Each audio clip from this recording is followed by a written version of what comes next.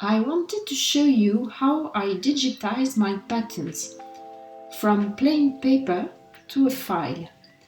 This allows me to easily alter it or print it or publish it for download on my website anyacamau.academy.